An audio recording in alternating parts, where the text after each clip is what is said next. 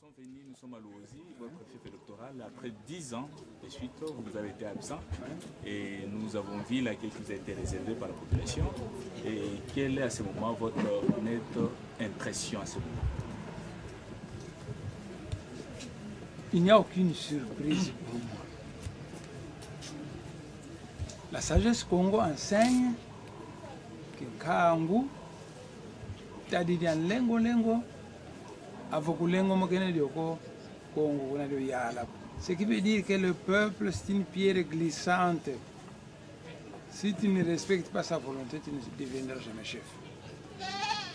Et moi, je connais la volonté du peuple. J'ai toujours agi dans ma vie pour accomplir cette volonté. Il est tout à fait normal que le peuple me renvoie l'ascenseur et le peuple a toujours été fanatique de moi. Donc, ça ne m'étonne pas. Il y a une symbiose entre moi et mon peuple, c'est tout. Oui, mais dans votre, vous êtes venu ici, disons, pour visiter votre peuple, mais vous avez un message que vous avez apporté. Et si vous pouvez, disons, le dire également au grand peuple qui vous soit... Vous savez, lorsque nous avons demandé l'indépendance, naturellement, le Bakongo était regroupé dans l'ancien parti qu'on appelait la Bakongo. Donc Kassavoub était le président et Mboutankanza le vice-président. Kassavoub était catholique et Mboutankanza protestant.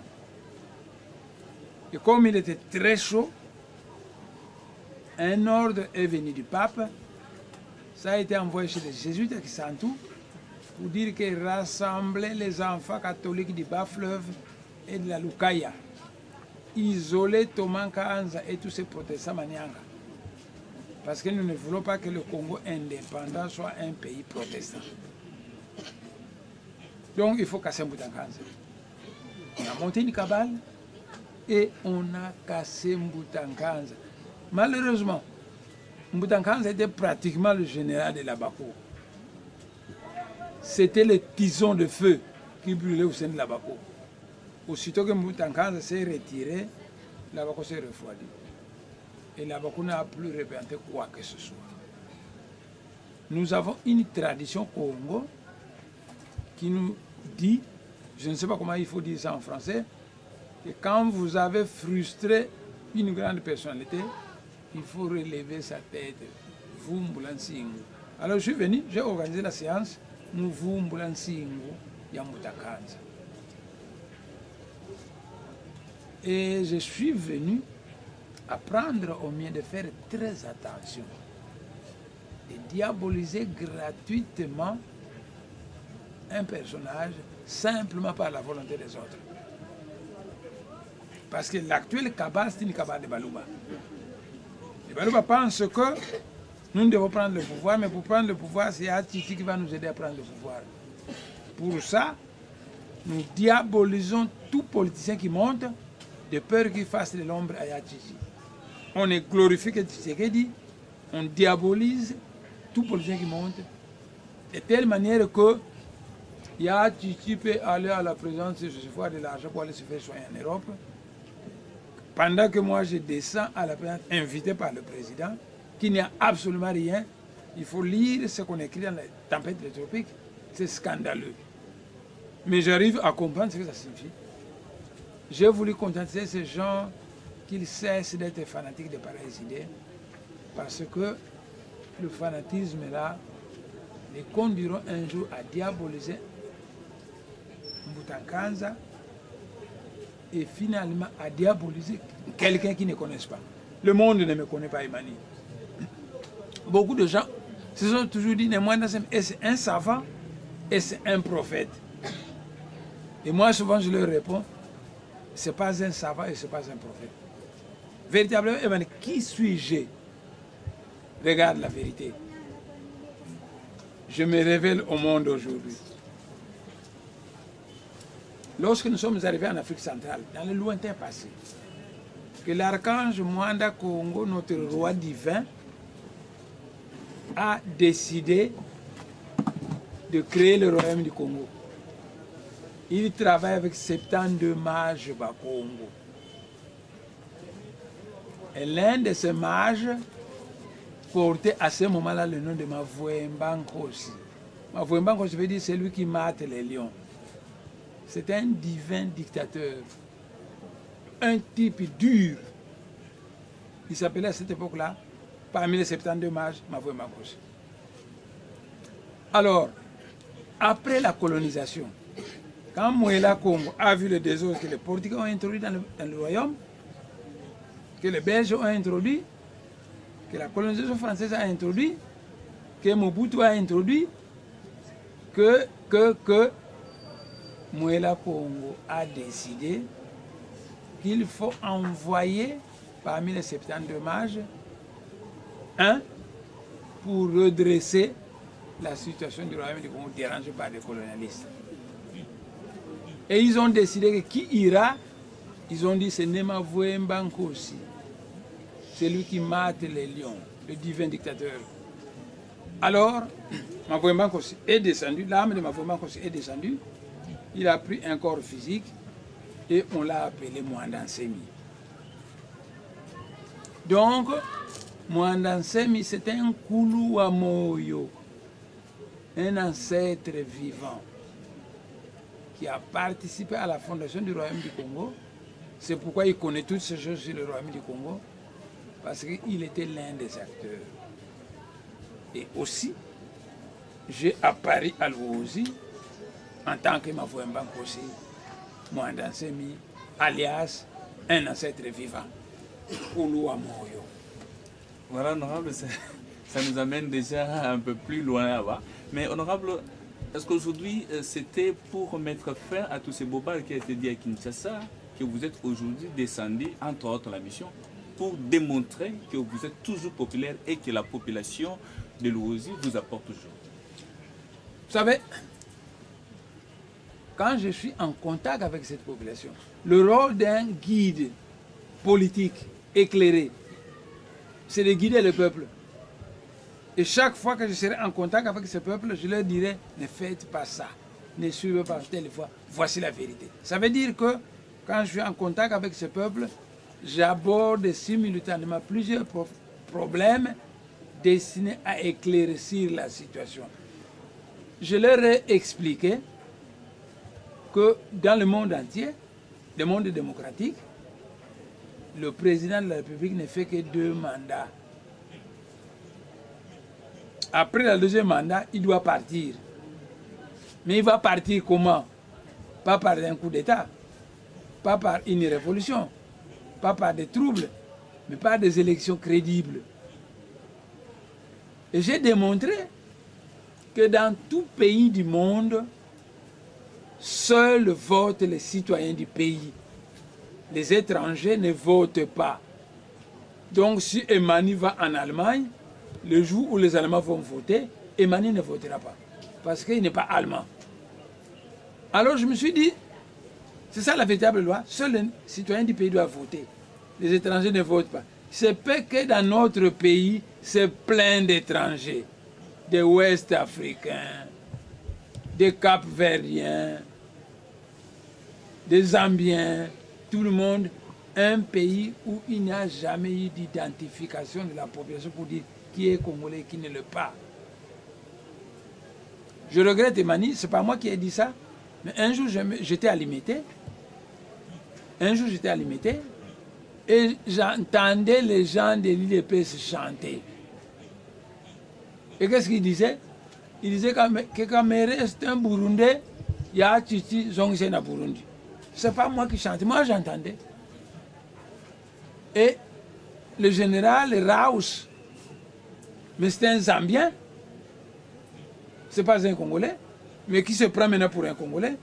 Le général Mustapha qui était à Mwanda, c'est un Ougandais.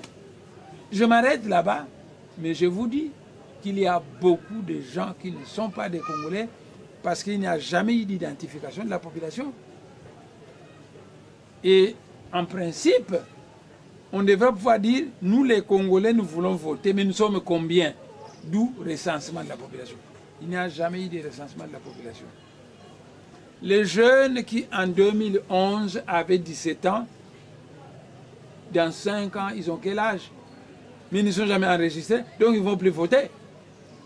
Donc, un pays sans identification de la population, sans recensement, sans fichier électoral crédible. Et les gens racontent respecter le délai constitutionnel. Mais le délai constitutionnel veut dire l'année prochaine, il doit y avoir des élections. Mais vous allez voter comment? Quand il n'y a pas d'identification de la population, quand il n'y a pas de recensement, quand il n'y a pas... J'ai cherché à éclairer mon peuple que c'est de l'utopie, c'est de l'irresponsabilité pour un politicien de crier pas de glissement, respecter les délais constitutionnels. Un politicien conscient sait qu'un pays vaste comme le nôtre, il est impossible dans l'espace d'une année de faire l'identification de la population, de faire un recensement et d'établir un fichier électoral crédible. Paraît-il même qu'il n'y a pas d'argent. Et alors, logiquement, un politicien conscient, il va seulement demander qu'on fasse encore une petite transition de 3 ans. Oh, 3 ans, c'est rien dans l'histoire d'un peuple. Hein. Qu'on fasse une petite transition de 3 ans, au lieu d'aboutir à des troubles, au lieu d'aboutir à ce que vous avez connu en janvier dernier. Ça, l'archange Mwanda, qu'on n'aime pas le sang. Et quand vous provoquez des troubles, quand vous tuez les gens, quand le sang coule, il devient fou furieux. Et l'archange va dire, mais Mwanda Semi était parmi les monseigneurs, Monseigneur, il était là-bas aussi. Pourquoi il n'a pas monté à ces gens que je n'aime pas le sang? C'est pourquoi nous avons proposé qu'on fasse une petite transition de 3 ans. Au bout, pendant ces 3 années, nous allons faire l'identification de la population. On va faire le recensement.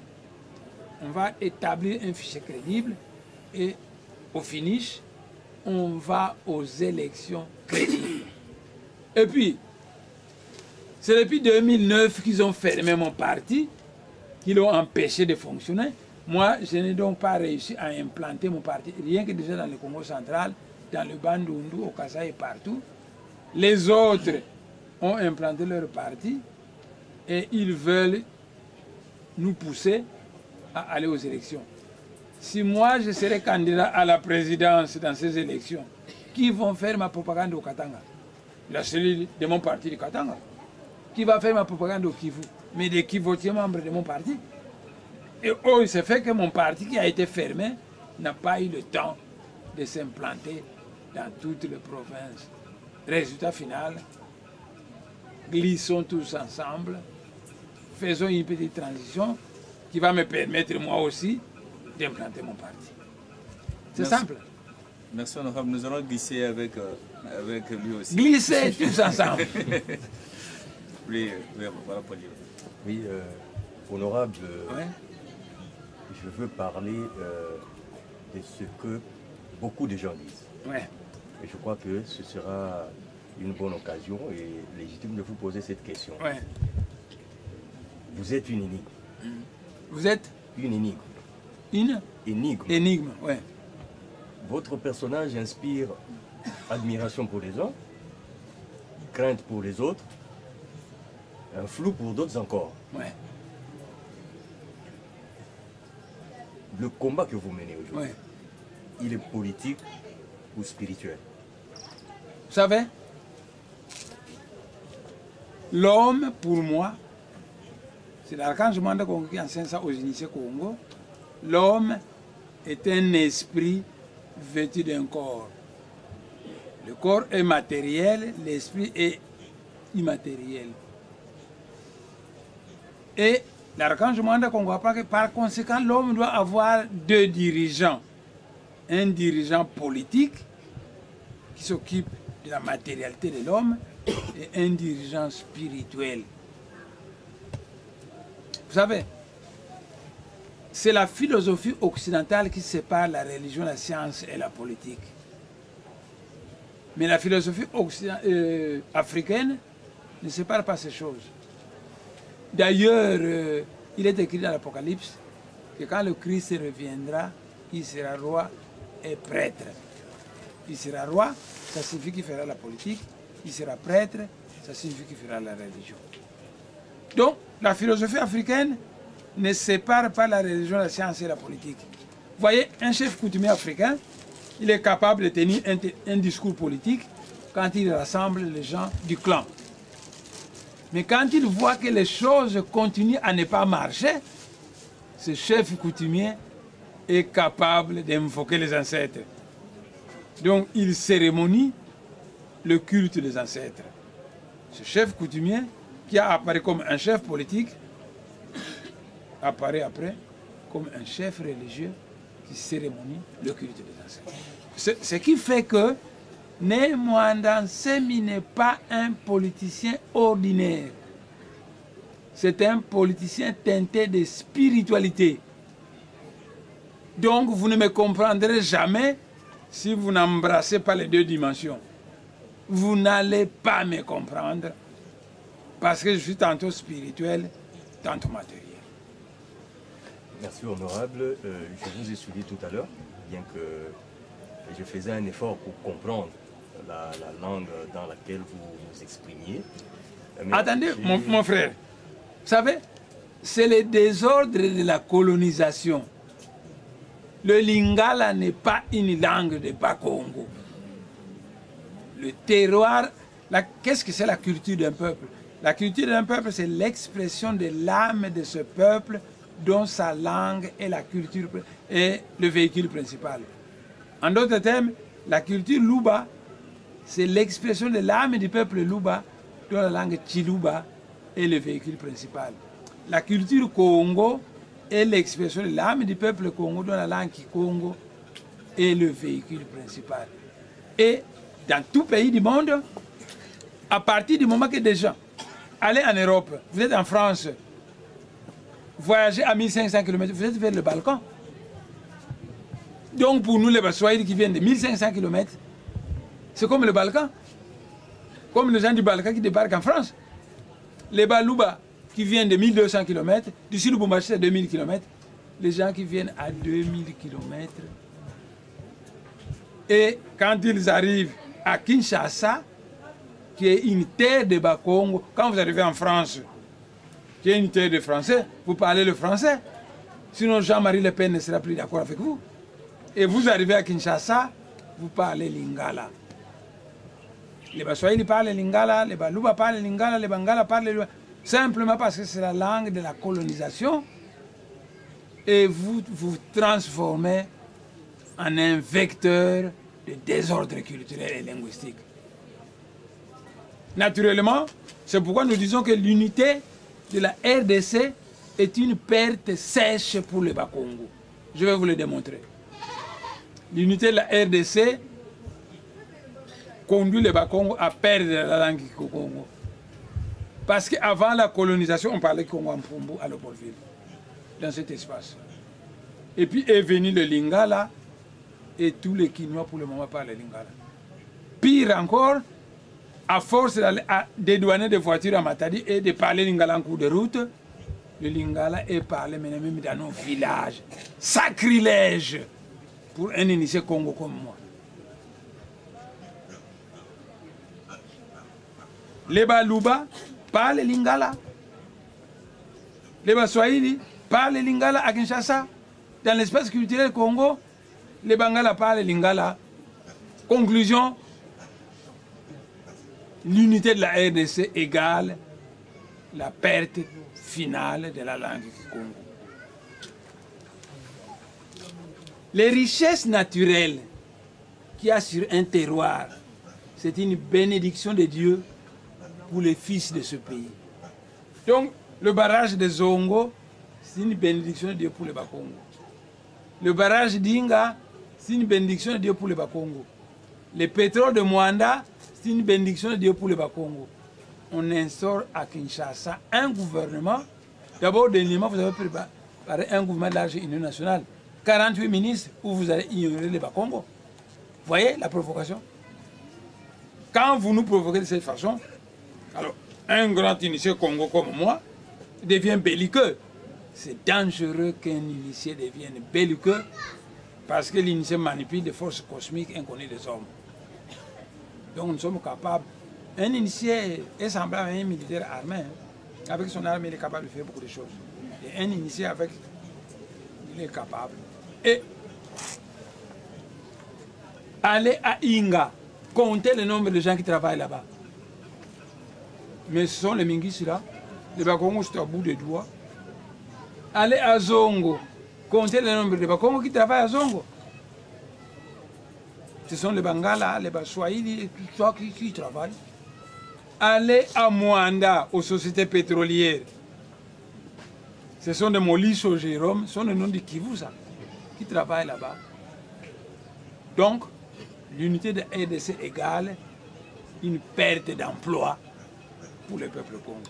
Les Bakongo qui devaient avoir l'emploi, à Zongo, à Inga et à Mwanda dans les sociétés pétrolières ne peuvent pas avoir l'emploi parce que ce sont les Baluba, ce sont les Bangala, ce sont les Baswahili qui prennent les emplois.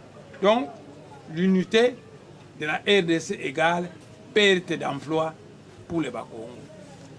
L'unité de la RDC égale perte de sa terre ancestrale pour les Bakongo. Parce que les Baswahili, la province orientale, elle mesure 525 000 km². La France, c'est 550 000 km². Donc 25 000 km² seulement, la province orientale allait être aussi grande que la France. Mais les Baswahili fuient leur province, ils viennent s'entasser à Kinshasa. En échange, les Mbororo, venus du Tchad, viennent s'installer dans la province orientale. Et à Kinshasa, ces Baswahili prennent les terres de Bakongo à Kasangulu, ils prennent les terres de Bakongo sur le plateau de Bateke, allez à Loufu, ils sont aussi en train de prendre des terres de Bakongo, vous allez à Mwanda, ils prennent aussi les terres de Bakongo. Donc l'unité de la RDC égale perte de sa terre ancestrale pour les Bakongo. Quand les Baluba prennent les terres de Bakongo, ils ont laissé leur terre au Kasaï. Quand les Baswahili viennent prendre ici, non, ils ont laissé dans leur terroir. Vous vous rendez compte? C'est pas sérieux. C'est pas sérieux. Oui, honorable, la question c'était d'abord en fait un constat. J'ai constaté une certaine constance dans votre discours, que ce soit à Kinshasa au cours du point de presse, que ce soit ici dans votre terroir. Et je reviens aux spéculations qui ont été évoquées tout à l'heure par Emani autour de votre rencontre avec le président Kabila. Oui. Lesquelles? Autour de ce qu'il vous avait promis, mais vous aviez dit qu'il ne vous avait rien promis. Alors, par rapport à vos attentes, qu'est-ce qui a été déjà fait et qui relève de la compétence du président de la République? Effectivement, il y a quelque chose qui a déjà été fait. Le président Kabila avait, entre autres, m'avait promis que mon parti serait libéré. Et l'attestation d'agrément de mon parti est déjà délivrée par le professeur Bouchard. Il a déjà délivré ça. Donc de ce côté, ils ont été fidèles à leurs promesses. Ils ont libéré mon parti. Je peux maintenant m'implanter partout. Je suis en train de construire sur moi une salle de conférence. Quand elle sera terminée, je tenterai de former des jeunes Bangala, des jeunes Bakongo, des jeunes Baluba et des jeunes Baswahili. Je tenterai de les former afin de provoquer l'émergence d'un peuple nouveau en Afrique centrale. Sans formation, on ne peut jamais faire émerger un peuple nouveau. Un peuple doté de certaines valeurs spirituelles voulues par les grands êtres. Je vais commencer à donner cours chaque samedi à partir de 14 h. Je formerai les gens. Donc le parti déjà est déjà libéré. Donc ça, c'est déjà quelque chose de gagné. Et ce qui reste? Ce qui reste, mes adeptes qui sont en prison à Makala sont toujours en prison. Ce qui reste, Bundu à Congo a été fermé. C'est toujours fermé jusqu'à présent. J'attends qu'on libère mes adeptes et qu'on libère Bundu à Congo. Alors, quand vous avez nuit à quelqu'un, Emani a une maison, toi tu vas brûler sa maison. Que dit la loi humaine? Il faut dédommager. Il faut construire une autre maison à Emani. Le Parlement avait fait une loi en 2008 disant que le gouvernement national a utilisé des armes de guerre pour massacrer les civils non armés, des adeptes de Bundu à Congo. Il doit dédommager, il dédommage les adeptes morts, il dédommage leur famille. 2, dédommage Bundu à Congo en tant qu'organisation. 3. On dédommage Némouanda Semi en tant que chef de Bundu à Congo pour les souffrances morales qu'on lui a fait endurer quand on a des adeptes qui considèrent comme ses enfants. On n'a jusqu'à présent jamais dédommagé. Quand ils auront dédommagé, quand Bundu a sera libéré, quand mes adeptes qui sont en prison seront libérés, le parti est déjà libéré, alors tout deviendra parfait. Voilà, honorable, en fait, une petite question et puis nous allons chuter parce que par rapport au temps aussi. Okay. Voilà, juste un constat. On est en train de faire les baladeurs ici, dans la ville. Il y a des gens qui nous disent déjà, comme le Wewa nous dit déjà que depuis que Nkak est venu, nous avons eu beaucoup de clients. Et les activités ont bien marché pendant ces 2 jours, hier et aujourd'hui. Quelqu'un qui est au restaurant dit que nous voilà, les gens ont beaucoup mangé ici. Et sans compter les gens qui vendent les unités et autres. Est-ce que c'est une expression... Mais c'est simple. Quand les Bakongos apprennent que Némouanda Semi sera à Louosi, il y a même mes disciples d'Angola qui sont venus. Et ceux-là, ils doivent manger. Partant, ceux qui ont des restaurants doivent vendre. Il y a des gens qui sont venus de tous les secteurs de Louosi. Le territoire de Manianga est très grand. Hein. Il y a certains territoires de la République démocratique du Congo qui n'ont que 3 secteurs. Nous en avons 10. Donc, quand ils apprennent que Némouanda Semi sera à Louosi, dans tous les secteurs, il y a des gens qui viennent naturellement. Ces gens doivent manger, ces gens doivent boire, et ceux qui font le commerce, capables de satisfaire leurs besoins, doivent être satisfaits, simplement. Oui, oui, vas-y. Oui, ok. Honorable, en tout cas, merci. Ma question, je vais poser ça à ma langue de prestation, lingala. Vraiment, bandeko bakolanda yo à travers le site de Voice of Congo, il y a diaspora. Balingi bazwa quand même aussi là un message, surtout particulièrement dans les adeptes où il y a diaspora. J'ai une petite remarque d'abord. Je vais vous répondre. Je confie la licence. Il allait pour faire le doctorat. Partant, celui-là, il parlait bien français. Mais depuis que les voyous d'Ndjili sont allés en Europe, maintenant il faut leur parler en lingala pendant qu'ils sont en Europe. Or, il s'est fait que mon frère.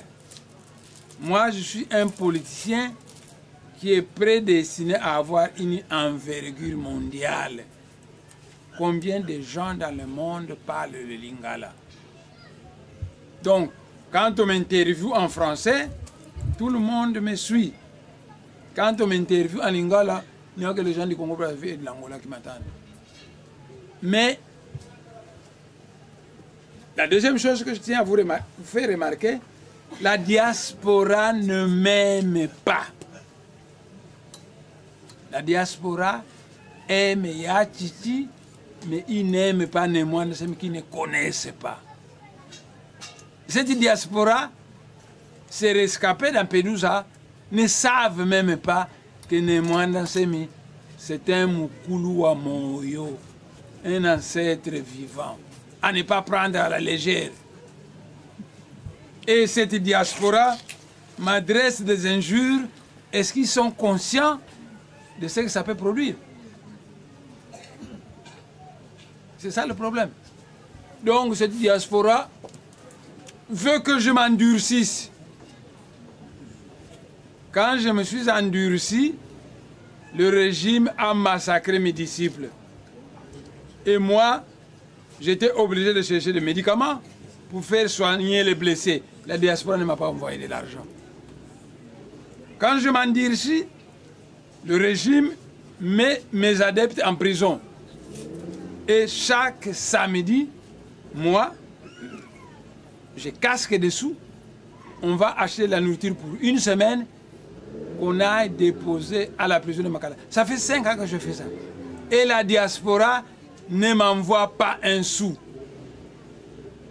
Donc, quand je m'endurcis, le régime réagit. Et quand il réagit, les conséquences, c'est moi qui dois les payer. La diaspora ne me supporte pas. La diaspora cotise de l'argent pour Yassi, ce n'est pas pour moi. Mais la diaspora veut que je m'endurcisse. Si je ne m'endurcis pas, ils se mettent à m'injurier. C'est enfantin. C'est enfantin. Ils ne savent pas que moi, qu'ils demandent au Dalai Lama, le Dalai Lama, c'est le grand chef du bouddhisme tibétain. Il est en Europe. Lui, il me connaît parce que c'est un être spirituel. Le Dalai Lama avait autrefois une conférence en Allemagne où on lui a posé la question, Dalai Lama, qu'est-ce qui fait que l'Europe avance, l'Asie avance, l'Amérique avance, sauf l'Afrique? Le Dalai Lama leur avait répondu, chaque chose a son temps, ne vous en faites pas, cette Afrique va galoper. Celui qui est sorti au cœur du soleil travaille déjà en Afrique centrale. Il parle de moi. Le Dalai Lama me connaît. Et si cette diaspora va demander au Dalai Lama, il va leur dire « ayez du respect pour cet homme ».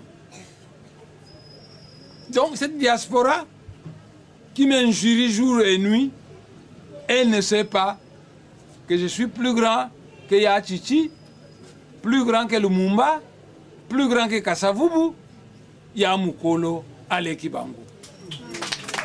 Je suis de loin plus grand. Les gens ne me connaissent pas. Je suis un Mukulu Amoyo, un ancêtre vivant. Un ancêtre venu en mission que les grands initiés Congo dans le monde spirituel appellent Mavouembankosi, qui signifie à Kikongo le divin dictateur qui mate les lions.